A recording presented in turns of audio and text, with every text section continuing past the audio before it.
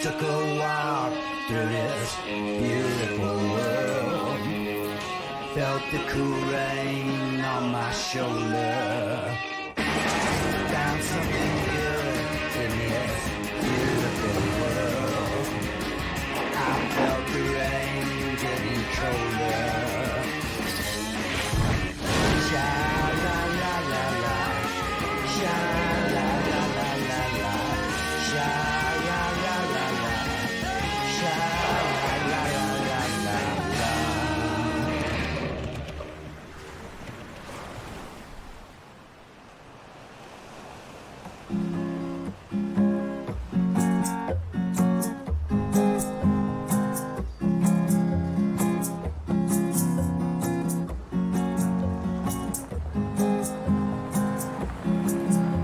I drink up me rum and me tumble down.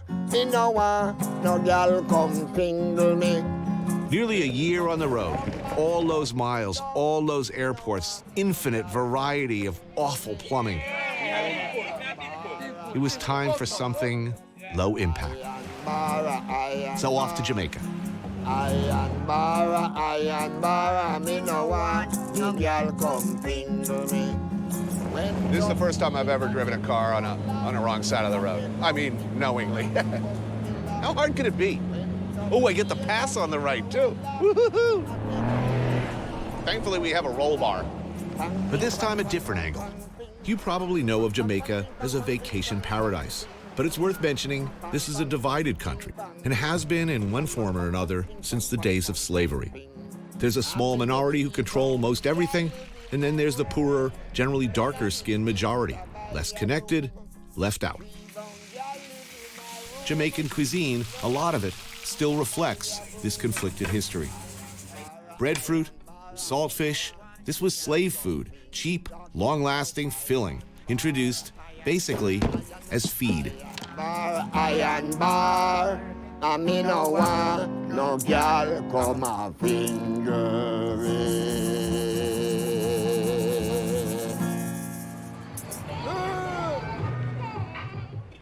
Day one, first order of business, get my, some jerk chicken.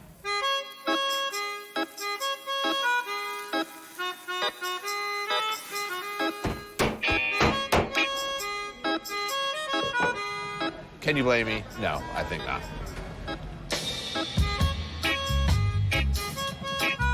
Oh, that's good. Yeah, I know this routine. Believe me. It's brown, it's murky, and it burns, Mommy. It burns.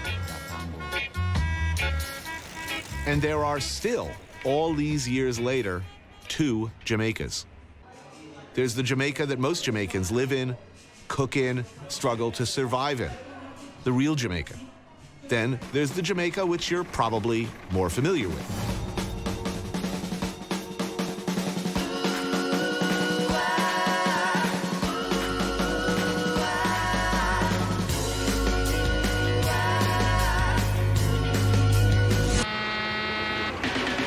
But tourists have been coming to Jamaica for a long time, when this part of the island, particularly Port Antonio, threatened to become an international jet-set destination.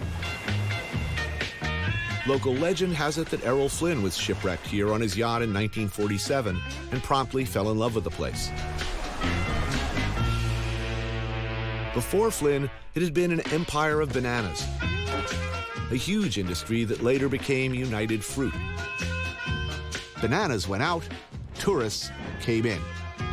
The banana business eventually went elsewhere, and when tourism shifted to the other side of the island with the construction of an airport at Montego Bay, well, that was pretty much it. The northeast coast was largely forgotten.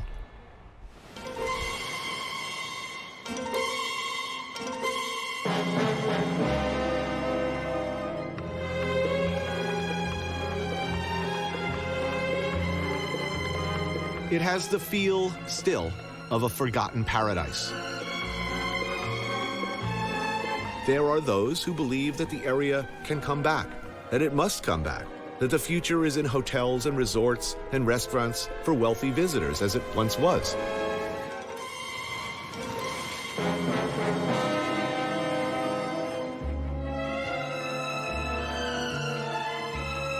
Take this place, for instance. The Trident Hotel. Expensive, luxurious. Best of all, I'm the only guest.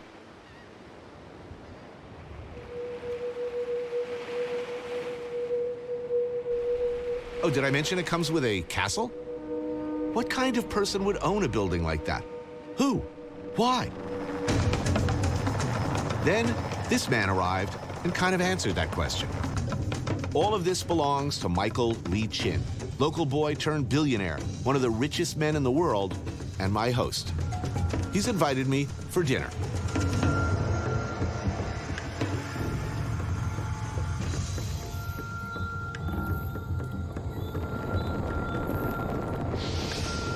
Drink some rum before we do some crabbing, yeah? Right, yeah, that sounds like a plan. But first, we need crabs for that dinner, I'm told. Caught in the traditional style. A drink is in order. Cheers, man. Cheers. Respect. Crabbing. Crabbing. Respect.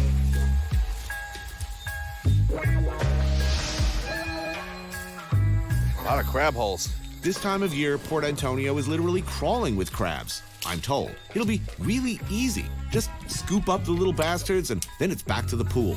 You haven't seen it, right? Now I'm looking. I'll lunge at him. It's hot. I think it's that rum, you know. It's really thick in the bush, you know. It's sweltering, freaking hot, and dark.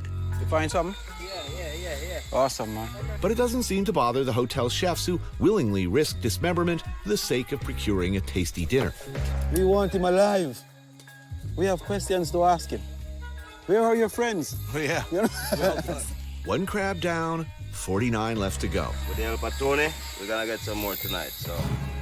I'm frankly anxious to get this over with, so when the opportunity arises to stick my paw down into a hole where there's probably a pissed off crab looking to clamp down on my pinky with his pincers, I could care less. Nothing. No, nobody home. Oh, Hans. Ah, damn it. I think I'm stepping on this. Are those fire ants? Wonderful. Please attack my nutsack. Anything to get this over with quicker. Ah, he's running. Hey, man. Okay, I don't want to kill the little guy. That's it right there. Right and left, right and left. Whoa. Yeah. Expert. Nice one. Next. What seems like several sweltering hours later, it's mission accomplished. And it's back to home base and time to get ready for dinner at the castle, followed by a party, I'm told.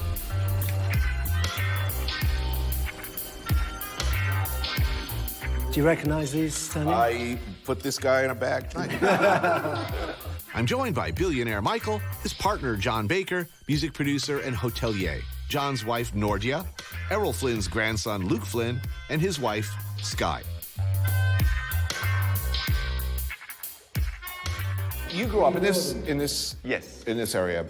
What was Port Antonio like in the 50s? Port Antonio was, it was vibrant, banana, lots of wealthy tourists. So Port Antonio was a happening place.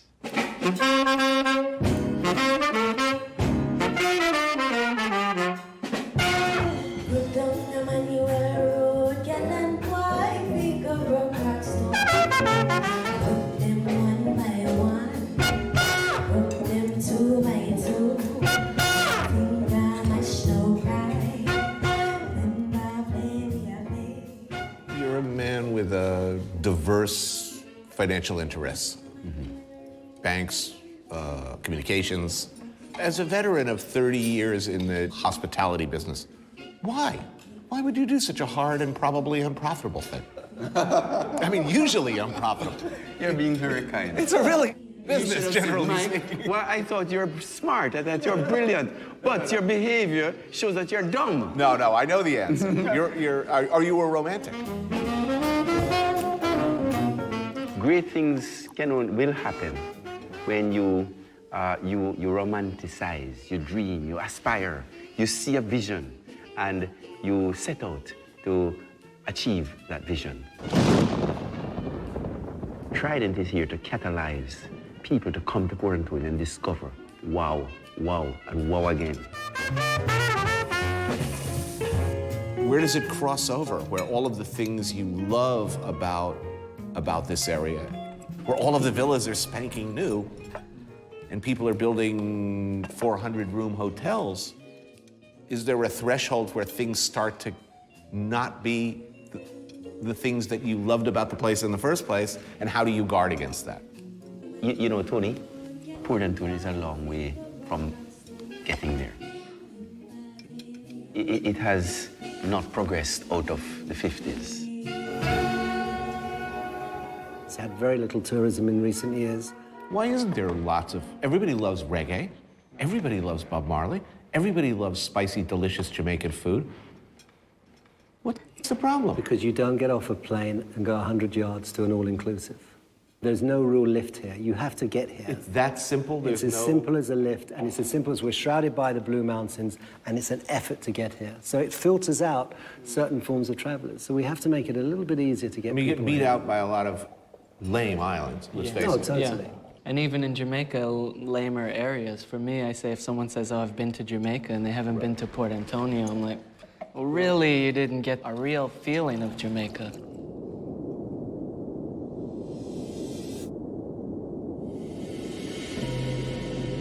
You can't go many places in the world and find natural beauty. People who are genuinely warm, where there's a strong culture of food, strong culture in terms of music, and at the same time, be able to be a part of a community, and you can be a visitor without being a part of the tourist industry.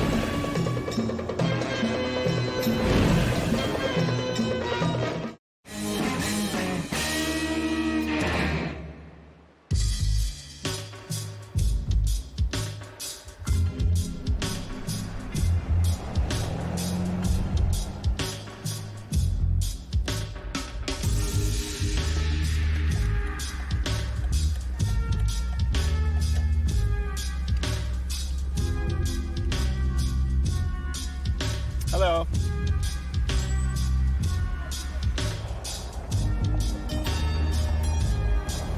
During World War II, British Naval Intelligence Officer Ian Fleming came to Jamaica on a secret mission to investigate possible U-boat activity.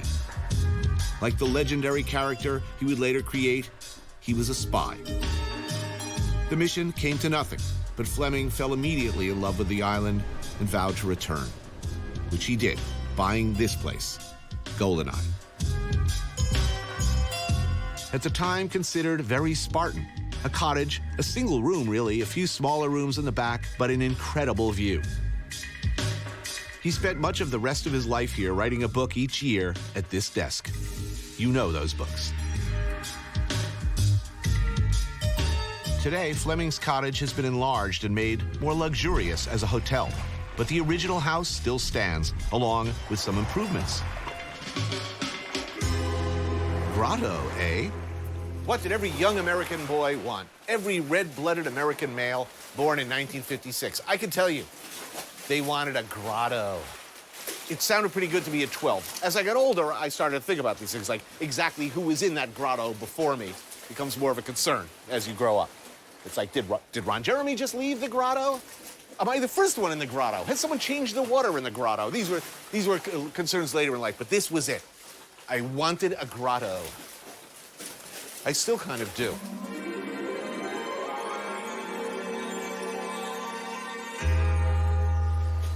Thank you so much. This is totally better than the Playboy Mansion. You know that the Playboy Mansion totally smells like old man ear stink.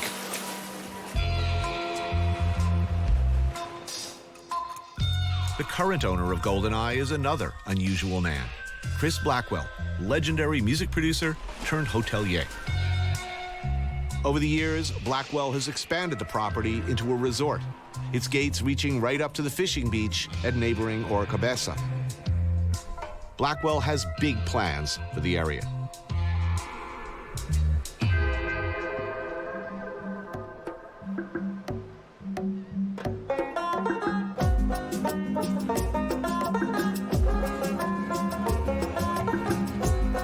The next day, I leave GoldenEye's luxurious embrace, headed into town for something, well, I just had to have. A long-time favorite. What do we have here?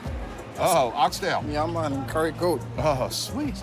I don't care whether it's the Bronx or Kingston or wherever I can get it.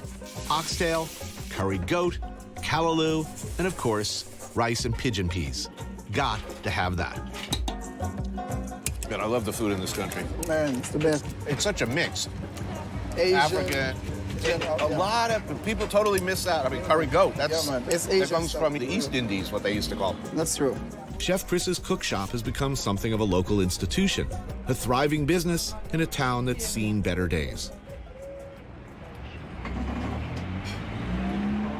How long you been open here? I've been opening this little shop for 13 years. 13 years. Yeah, man. The town changed in that time or stayed the same? Well, right now, you know, our economy is not doing so good right now, so. Why not? It's one of the most beautiful areas in the world. Yeah, for real. We have a beautiful waterfront. Beautiful weather. Yeah, beautiful ladies. Fantastic food. Yeah, what more could I ask for? What do you think went wrong? I mean, why would people stop coming? I guess the guys in the top seat messed it up, so they're trying to correct it now, you know? It's expanding fast. Yeah, it is. The town. It And is. they're going to be building all the way, Yeah, all the way down there. all the way around. Yeah, so. So that's thousands of tourists. Yeah, thousands right? of Probably. dollars. To be honest, I'm waiting for that moment. I don't want to think.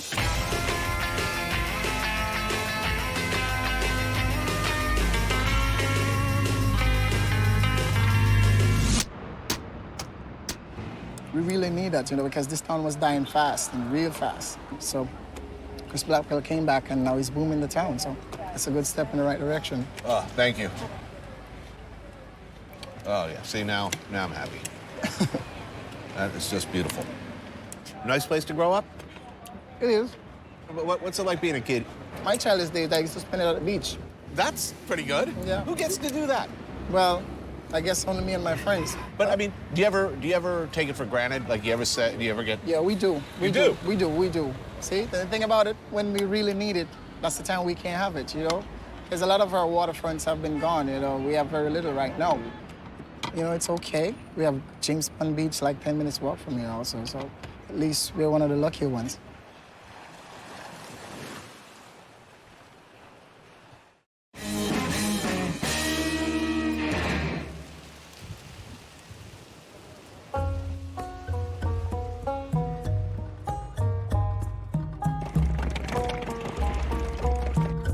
It's inevitable, of course, that next door to GoldenEye, there would be a James Bond beach. All of the Bond movies were conceptualized and written here. When Blackwell heard I wanted to visit the local fishermen, he hooked me up with his good friend Carl to accompany me. I'm here to hit Dr. Ho's, a local rum bar where one can indulge in a typical hard-working fisherman's breakfast. Rum. So we drinking rum here? We drinking beer? We drinking rum and beer? Well, I know. It's hardcore. But you're recommending just like some beer and some rum together? No, the steel bottom now. Steel bottom. All right. Steel bottom now, right? We're going to do 1 part of rum. Yep. Right, and 4 parts of beer. No water, no ice. Try that. It's a steel bottom, meaning it's none. It's good. Yeah. It'll work. And you could take it to your dimension.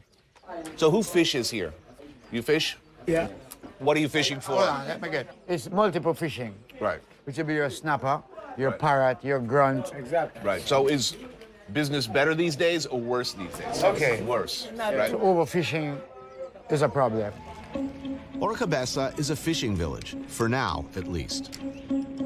All throughout the Caribbean, fish stocks are in decline, and making a living from the sea is getting harder and harder. So right here, it's actually become a fishing sanctuary. We're trying to now revive the fish stock around the island. So if this becomes a protected sanctuary, what are you going to do for it? Yeah, so they have to go further out to sea for deep sea fishing. That means more gas? More gas, more economic condition, less fish. So it's a strain, right?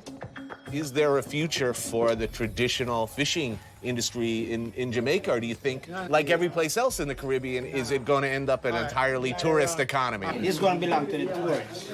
This Place here, because I can tell you something. I live just up the road, lovely spot, which is on the coast, just like Chris Blackwell, and they're going to tell me that I cannot fish in there. But what is happening now? Here's what I'm kind of getting at. Rich people want to live what they see as a simple life. In their minds, they want to live the life of a Jamaican fisherman. So they want to live the life of somebody who doesn't have a lot of money. But the people who actually do that now are giving up their living and essentially entering the tourist sector. There's a certain amount of weird irony at work here. Who gets to live in paradise? Nobody. Because guess what? You got a point, and I'd like to clear up the point what you have, right? There's a lot of things going on here, right? I read a piece of paper a couple months ago that's going on down here, right? The native here don't have no beach in a few months' time. This architect's model sits in one of GoldenEye's offices, showing what Orcabessa's coastline will look like if all goes according to plan. They're gonna have an ID to come inside here. We don't care about truth, man. We kill people for truth. No, I'm telling the truth. I'm no expert on local politics, but whatever is going on here has clearly stirred up some strong emotions. See the street here? That street is school kids. I have to go to school. They also want to own that. Yeah, man, that's true.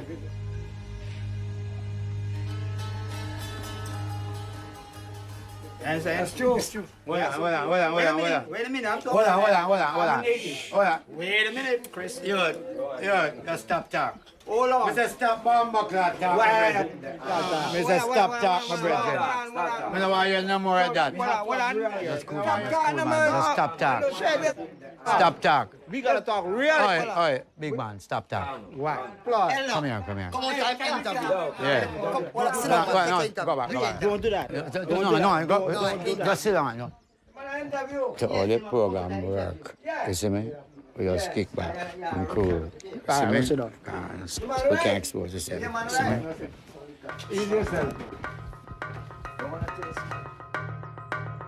Which is better? To be your own man, uphold family tradition in a dangerous, ever-shrinking, ever more difficult business, trying to catch fish in the sea, or carry a golf bag for a wealthy tourist? I couldn't tell you. I was in the service industry cooking people's food for most of my working life, so it's not like I have anything against it. But I don't know. It's a joyous day. Let us find the spirit in man and travel to the unknown. I think because we are here in the present, that it had just started. This is coming way out of the unknown, out of the nothingness. And we are going to go on into the information highway into the celestial. We are what it called astral travelers. So travel from dimension to dimension. If one man die, all man dead. And if one man live, all man live. Tolerance. One dog, one fowl, one cow, one puss, one moon, one sun. It has to be multi-purpose in order to sustain energy and life. Say a black, blue, green, pink, yellow, river, sea, mountain, bird, dog, puss, man. Everything is from the non-such. Everything is related. The car, the money, everything is connected to the universe. So if we as a human person does not realize how vulnerable we are within the changes of time, and the earth will not disappear, my brethren. It's I and I.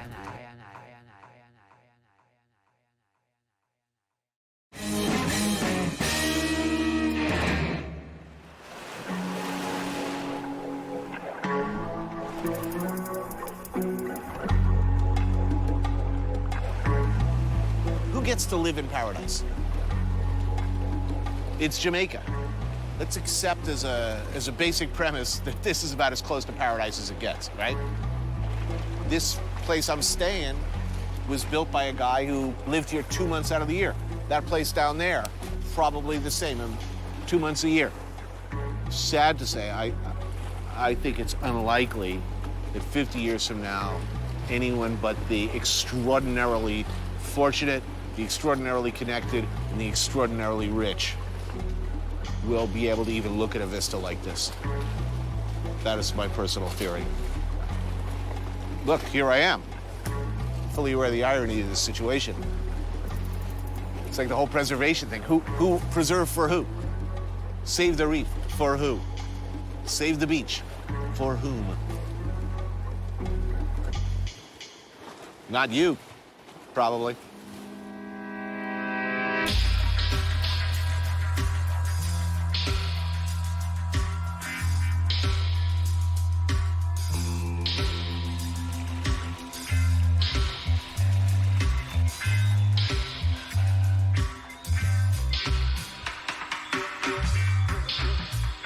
Later that evening, Blackwell invited me to his private bar, just down the cliff from Fleming's old villa.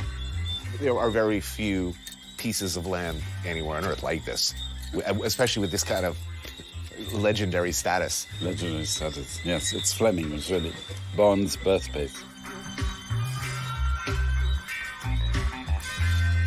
Chris Blackwell is the founder of Island Records. He's credited with discovering Bob Marley and spreading the gospel of reggae into the mainstream all across the world. To the extent that one person can sort of be responsible for the soundtrack of your life, you are responsible for much of the soundtrack of my life. You signed Roxy Music and Brian Eno, both, yes? Yes. Did you have any idea, signing Bob Marley, the extent to which his image alone would blow up to you know, Che Guevara level? But Bob somehow managed to touch people in every corner of the world, in different cultures, different societies. No, I never could have imagined. I don't think anybody could have imagined. It's so unbelievable. Having sold Island Records for a sum rumored to be in the hundreds of millions of dollars, Blackwell spends his time, well, doing whatever he wants. You have a number of hotel properties, rum business. Mm-hmm. What's the master plan? Or are you just having fun? Well, always is to have fun. That's part of the master plan. You only live around here one time, so I'm very excited about here, what I'm doing here. I'm trying to break a little resort town. And it's something that filters into the town, filters into the parish, filters into the country, you know. Lately, the project at hand is the Oracabessa Fish Sanctuary, set up to protect the local fish habitat and breeding grounds. A noble cause, but one that has put Blackwell squarely at odds with some of his neighbors. It seems to me that most people who come to Jamaica pretty much stay within the compound, you know, sandals or whatever. and don't really get out there much. It's a business model, and that business model works well for people.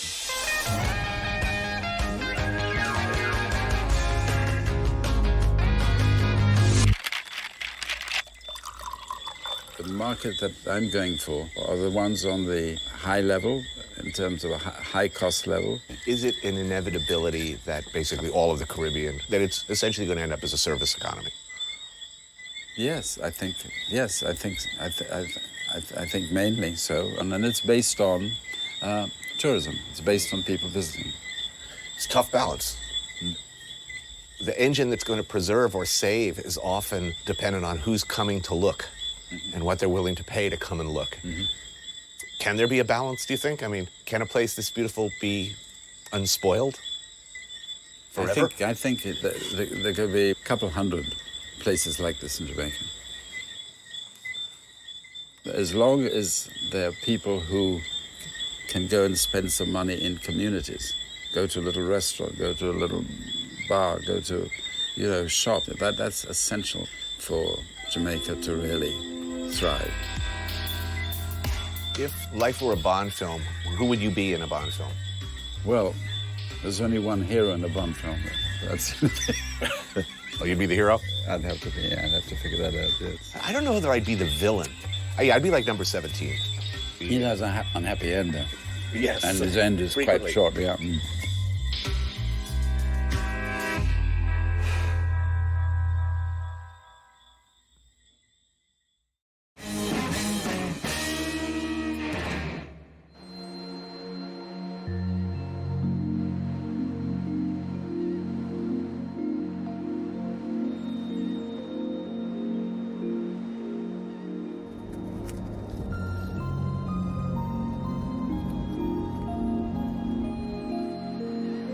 What we're all looking for, isn't it? The perfect beach. Remote, uncluttered by douchery, cold local beer.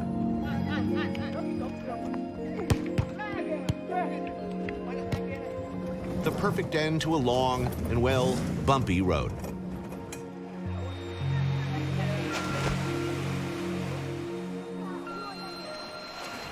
Winnifred's beach is that beach. Mostly locals, a few clued-in visitors, white sand, clear, warm water.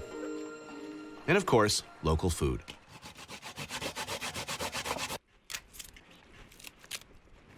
This is ackee, Jamaica favorite dish. Typically Jamaica, we use it as a breakfast.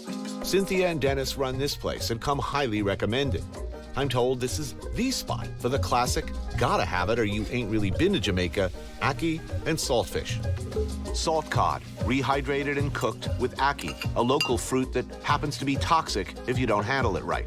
Now they say best ackee and saltfish In Jamaica. anywhere. And yeah, also some banana.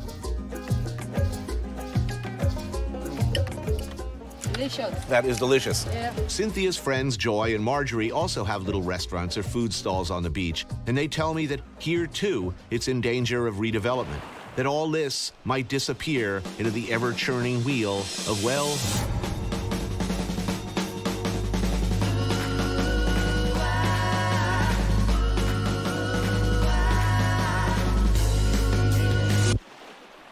Winnifred Beach is a public beach. It has been one of the best beaches in Jamaica. The beach was left to give the poor people of Jamaica.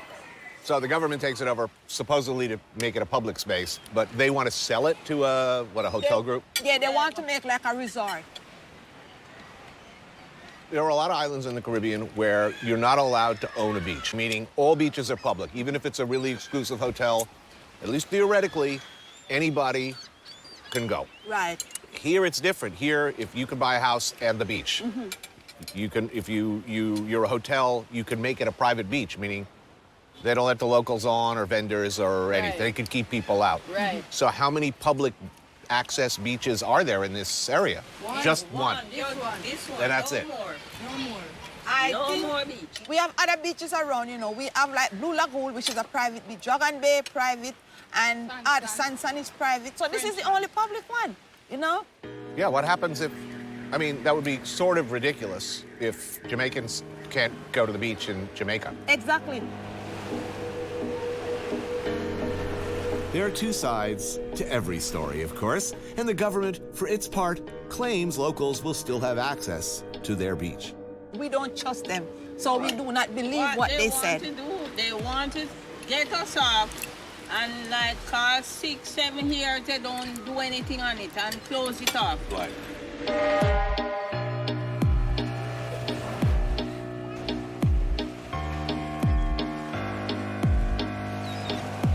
What kind of monstrous human being or organization would displace the people from their own beach? From our freedom. If they take this away from us, we would like we are in prison. Yeah.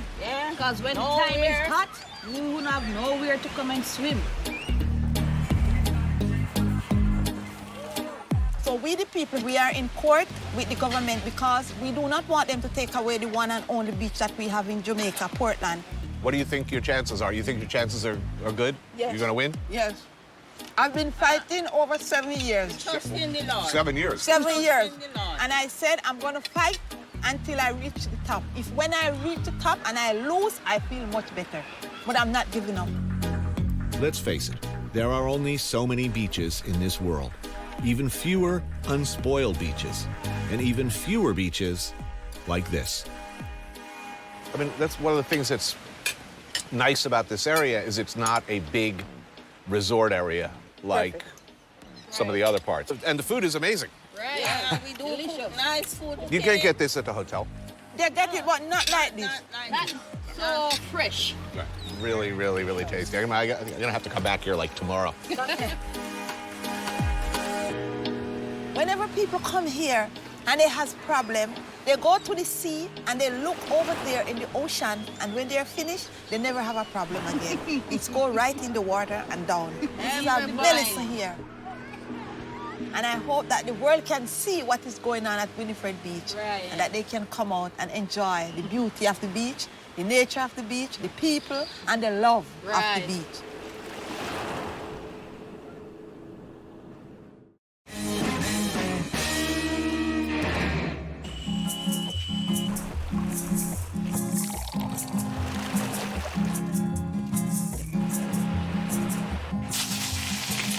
Next day, and I know where I'm going. Run a mongoose, mongoose your name gone abroad. Because you never know. Because it may not be here that much longer. Not like this, anyway.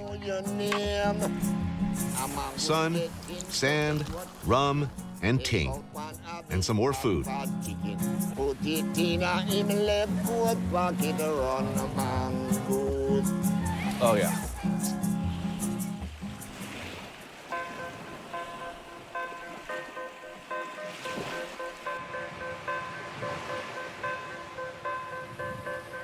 Hi.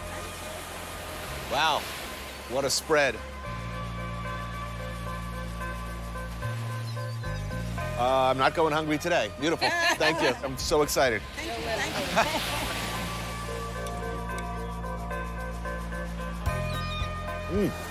That is actually quite delicious. You're not missing out on starches. I mean, you get yam, plantain, breadfruit, rice, peas, corn, carrots, dumpling, festival. Like the man said, eat dessert first. Life is uncertain. That's good. I knew I was coming back here. I knew it was a smart move to come back here. These ladies can cook. Point being, the way the world turns, the inevitable grind of history seems to indicate that places like this and people like this get plowed under, pushed aside, paved over. Who owns paradise after all? Who in the end gets to own paradise, use paradise, or even visit it? That's a question that's probably worth paying attention to before there's none left at all.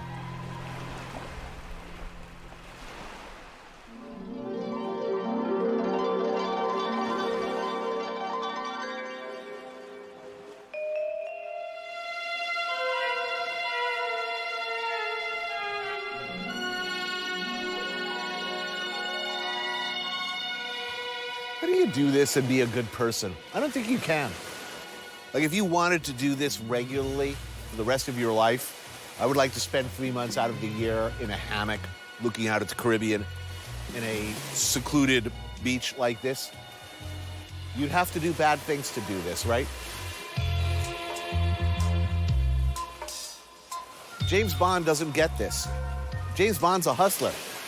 He gets this for a couple of days before he moves on to the next location. The guy who lives here is the Bond villain, not James Bond.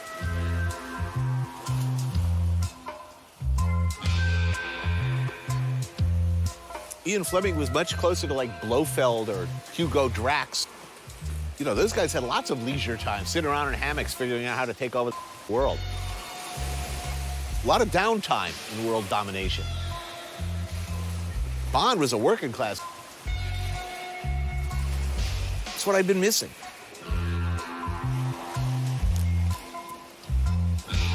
All right, go wide. Summon the robot piranhas. Where's my cocktail?